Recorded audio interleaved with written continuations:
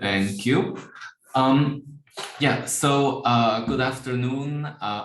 I thought I was going to talk. I think we have sort of a sustainability theme going for the entire afternoon. But I thought I was gonna address this issue from like a slightly different angle. But then also talk about research in sustainability policies and environmental economics. Yeah. But let me maybe start from a slightly different point, which is, oh, why isn't this changing? Ah, now it is. Okay. Which is now to remind you of now what is it that the standard model in economics actually predicts with regard to how individuals make decisions. Okay, so the standard model assumes that individuals are perfectly rational. So what does this mean? This means that now they pay attention to all the information that is available to them and relevant, and that there is basically no effort involved in processing all this information, and then given that information, you make the choice that that is best for you. Okay. So this is what the standard model predicts, but now we all have these casual observations, but there is actually a lot of systematic evidence on this that now very often we lose track of important things. So we forget to we forget to follow through on important plans that we made previously. There is a large literature in health economics documenting that individuals fail to adhere to their medication schedule, even for even for life-threatening conditions, like for example sticking to to HIV antiretroviral therapy, where your life depends on sticking to that schedule, yet individuals have trouble doing this. Okay.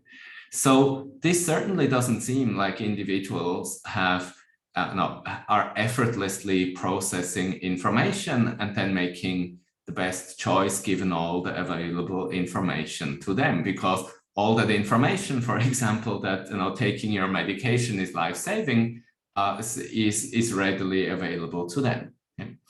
So now it seems much more that we are sort of drowning in a million things we have to tend to, and this appears very much at odds with the way economics, the standard model in economics views decision making. Okay. So I wanted to start with this broader motivation of how we observe in many domains of decision making that individuals are not fully attentive to the choices that they're making. And now let me sort of switch gears and say, so one domain in which this is very relevant and also becomes policy relevant is the domain of resource use, or also resource conservation. Okay? So in resource conservation, in environmental economics in general, there is this long-standing puzzle, which is called the attitude-behavior gap. Okay? And what does this mean? This means the following. This means that if you ask individuals, many will tell you, yes, I do want to protect the environment. I'm willing to expend resources to protect the environment.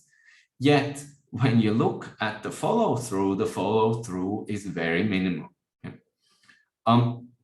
Now, there are many reasons to be somewhat suspicious of these kinds of survey statements. Maybe individuals are just saying what they find, what they perceive to be socially desirable to the interviewers. But it might also be that that there is actually a real problem, that even though many individuals want to protect the environment, in everyday life they fail to do so. Okay. So why could this be the case? Well, in a series of studies, we test this one hypothesis, that what creates this gap between attitudes and behavior is limited attention. So quite simply put, many things are happening in our lives and attention is limited. So now, and especially when it comes to decisions involving resource use, for example, how long you leave the air conditioning on, how much water you use, and so on. It's just very, very difficult to see, the consequences of your behavior. So we try to close this. We try to close this gap by providing individuals with information that, first of all, tells them specifically, for this behavior, here is what you're doing. And not just that, it also provides that information in real time. Okay? And the way we do this is we implement randomized controlled experiments in a field setting to measure the impact of how can such information improve the decision making of individuals, and how does it affect environmental outcomes. Okay. And then, of course, what we are also interested in is trying to understand what are the underlying behavioral mechanisms of the observed changes in behavior. So what I would like to show to you today is, I've given you a brief motivation of the topic. Let me give you a first study that is sort of the proof of concept of this idea, and then briefly also talk about two further papers in which we examine further aspects that this initial study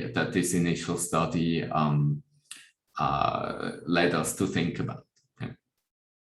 Okay, and then finally I'll conclude and give you a little bit of an outlook to give you a sense of what research would be possible, and what are going to be the next steps in this area. Okay, so let me talk about the first study, which is a joint work between a lot of co-authors. So now, in contrast to law, in economics, especially in economics when we run field studies, now there are big research teams involved because there's just a lot of work to do. There are a lot of logistics to take care of, and there is a lot of planning involved. So and you'll see also there are different kinds of skills involved that just need to be covered, and so the teams are typically large. So this is work with colleagues from former colleagues from the University of Lausanne, Raphael Lalive and Katrin Degen, who was a graduate student there, and then also Verena Tiefenbeck, who is an economist, as well as also has a background in engineering, and then two researchers from information systems. You'll see why we need them in just 1 second. This is a field experiment that took place in the city of Zurich, and we have recruited 700 households in this field experiment. So what is it exactly that we do in this field experiment? Well, in this field experiment, we are looking at one particular behavior that has a heavy imprint in terms of resource use, and that behavior is showering. Now you might say, why? It only takes 5 minutes to shower. How could this be so bad? Well, actually, in these 5 minutes, you use 7% roughly of your daily energy use because the water that you're using is hot, and about 30% of your daily water use. So in Europe, this is about 2.5 kilowatt hours of energy and 44 liters of water, roughly speaking. Yeah. So this is a big ticket item. And if we can move the needle on this one particular behavior, then we're also going to have reasonably big changes at the household level. Now, showering is also interesting because it has exactly this problem that it invites the attitude behavior gap. Why? Because when you shower, it's very, I don't have to explain to anybody, right? It's very nice to shower. The benefits, are perceived immediately. However, the resource use, we don't really see it. It goes down the drain and that's it. So that's exactly where limited attention will strike, because because the resource use is sort of invisible, whereas the benefits are immediately perceived. There is lots of evidence from other studies that show that salient aspects of a choice receive more weight in the decision than those that are less salient. So now, in this particular case, that would lead to individuals to shower more simply because it's not so easy to see how much water they're actually using. What we try to do here is provide individuals with real-time information on their water use as they shower. Okay. So how would we do this? Well, we do this with the help of this what we call smart shower meter. So you see how this thing is installed here between the shower hose and the shower head. And what it does is it counts up in real time how much water you are using. Okay. So it's very intuitive and very easy to understand. Okay. So now this is an experiment. Therefore, what happened was that from all our participants, we randomly assigned half of them to a control group. They get a device, so they know they're participating in the study, and they're reminded so every time they shower, but the device doesn't give them any information about how much water they're actually using. But then we have a real-time condition where after 10 showers, in the first 10 showers, they also don't see what's happening, and then you see, then the display is activated and they start seeing how much water they're actually using. Okay. So now let me show you what's happening in this experiment. So this is the control group, and you see their water use is just very steady over the sample period. This is the treatment group. For the first 10 showers, they don't know it's 10, but they just know that there is an initial phase. They look exactly like the control group. That's not surprising because they were randomly assigned.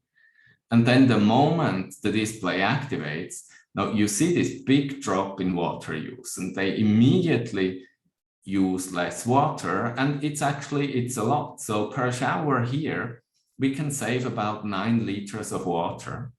And that amounts to about 0.6 kilowatt hours of energy because, like I said before, that water is hot. Yeah, so at the household level, this is an extremely efficient way to reduce energy consumption. Oh, by the way, don't worry, I do know how you spell household. This is just a typo. Okay. So this is a lot more than other studies achieve. Okay. So let me just briefly hint at what other things we looked at. So one thing that we looked at is to say, and this is with many of the same people with whom we did this first project, one thing we looked at here is to say, how important is it that this information is provided in real time? Okay. So how do we do this? Well, new experiment.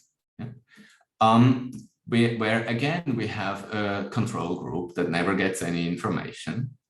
Again, we have the real-time group. Here we call it the live feedback group, that again, during the first 10 showers, they don't get any information.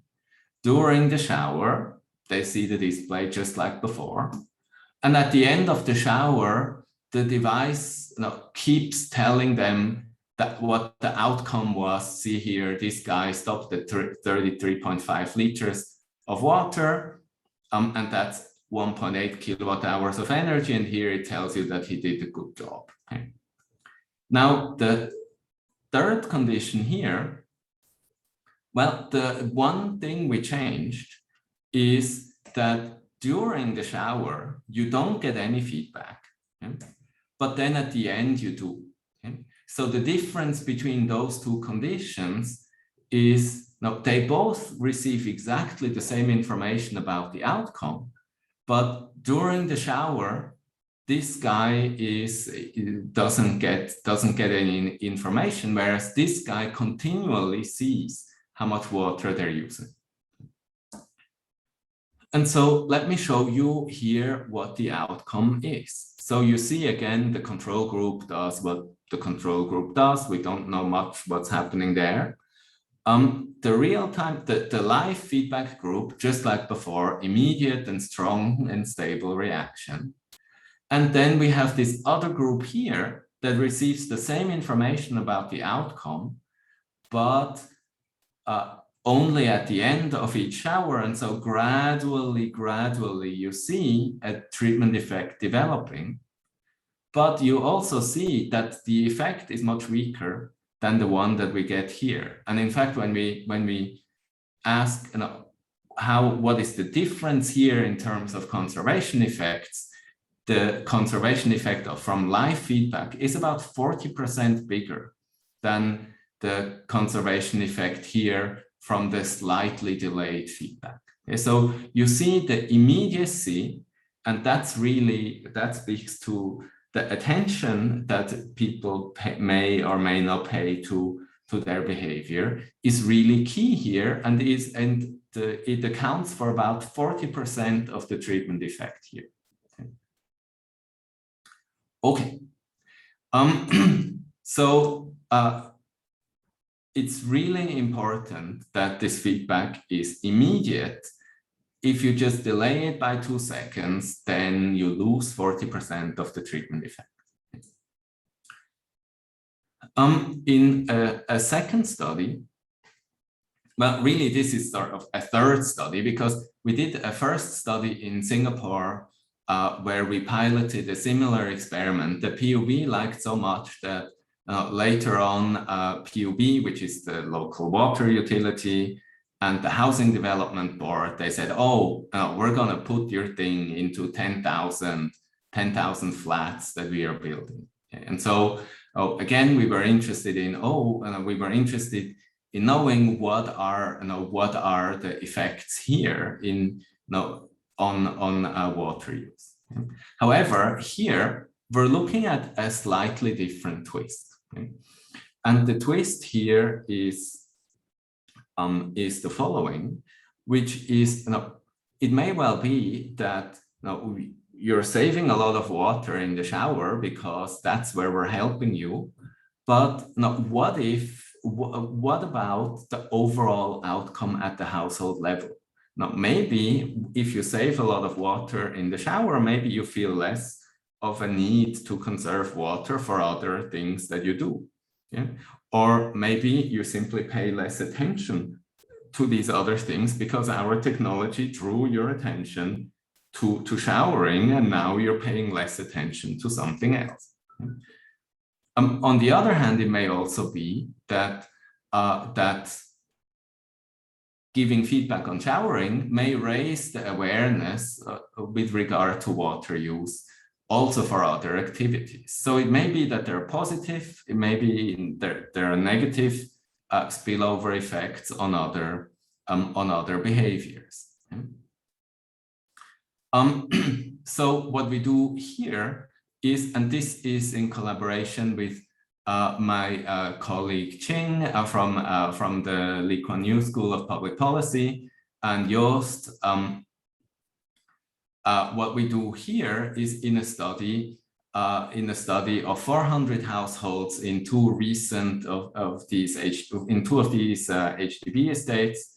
Now we measure these household level spillover effects. We're using a slightly different technology here with the shower head that changes colors and so on.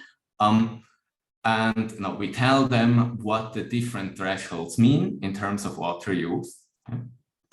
And so here is what you see. Here is again what's happening in the shower. Okay, and these pictures, they just always look the same. There is an immediate effect when you give people feedback. They immediately use less water. Okay. And here you see Singaporeans are much more efficient in their water use for showers. The average is about 25 liters, not 45 liters as in Switzerland. So just because the scale is generally lower, the absolute conservation effects here are also somewhat lower. It's about 5 liters per shower. However, when we look at how much water is being saved at the household level, coming from showering, from other stuff, and then what's the overall implication, actually, we find that about a third of the conservation effect here is lost again in other behaviors. Okay, so here you see the treatment group saves a lot of water on showering, but they bounce back relatively strongly compared to the control group on other water uses. Okay. So now overall, we still have a pretty impressive conservation effect of around 25 liters per day. Okay. But you see the showering effect at the household level was about 35 liters per day. So we're losing about a third of that nice conservation effect. Okay, as usual, I'm always overestimating how much time I have.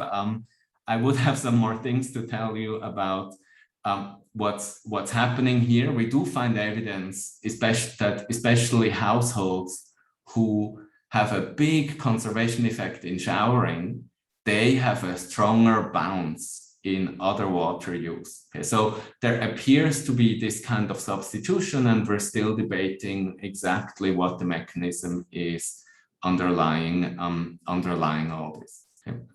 So what this study here shows is that even though these interventions drawing attention to one particular behavior look very effective on this one behavior, careful, they may spill over to, there may be spillover effects to other behaviors, and some of the gains that we have made here are apparently lost.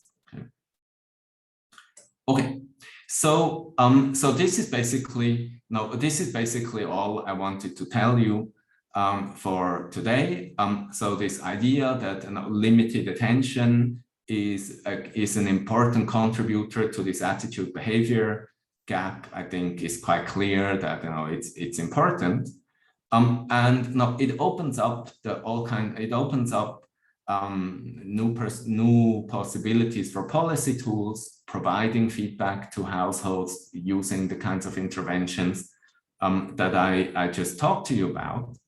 And it also, the findings also inspired us to pursue new studies, which I don't have time to talk about. One is more of a lab study to really try and probe into the mechanisms of limited attention using some of the more recent behavioral theory in this field, and then also to ask, do we find that this kind of this kind of feedback is habit forming? Okay, so that's it from me. Thank you very much. Thank you very much, Lorenz. I think